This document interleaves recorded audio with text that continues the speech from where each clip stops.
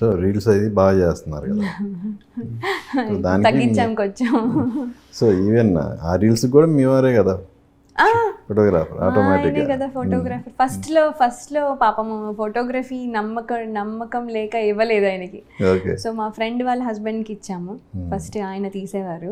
So మా husband ఏంటంటే only driving are location ఎక్కడ బాగుంది చెప్పడం. మొత్తానికి మీరు మీ భర్తల్ని, డ్రైవర్లని, ఫోటోగ్రాఫర్లని, వంట వాళ్ళని చేసేస్తున్నారు అంతే కదా.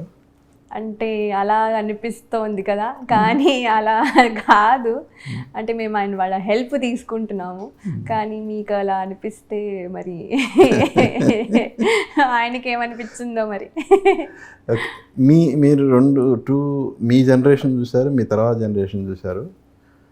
ఈ లేడీస్లో అంటే పర్టికులర్గా ఆడపిల్లల్లో ఈ ప్రజెంట్ జనరేషన్ గురించి చెప్పాలంటే ఏం చెప్తారు?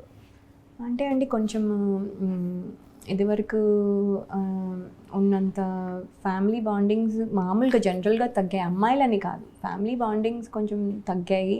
అంతా నేను నాకేం కావాలి, నాకేమి ఇది నాకు వర్కౌట్ అవ్వట్లేదు కాబట్టి వద్దు అని ఈజీగా అంటే ఈజీగా గివ్ అప్ చేసేస్తున్నారు ఆన్ ఎనీథింగ్. అది కెరియర్ అవ్వచ్చు, అది ఫ్రెండ్స్ అవ్వచ్చు, అది ఫ్యామిలీ అవ్వచ్చు, అది ఆర్ సిటీ అవ్వచ్చు, ఏది ఒక బాండ్ అంటూ ఇవన్నీ కూడా రీజన్ ఏమనుకుంటున్నారు మీరు? ఇండివిజువాలిటీ పెరిగిపోయిందండి. ఐ థింక్ అలాగే అదేదో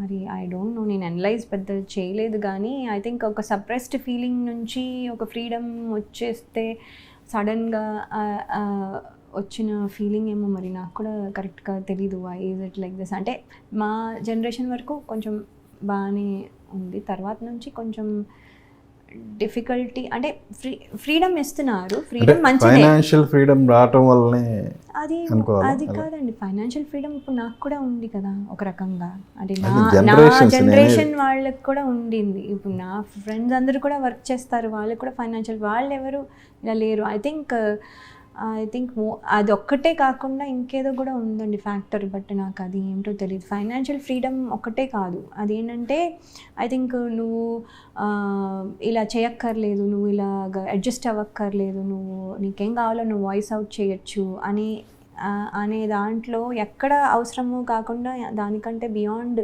వెళ్ళిపోతుందేమో నేను అనుకుంటున్నాను.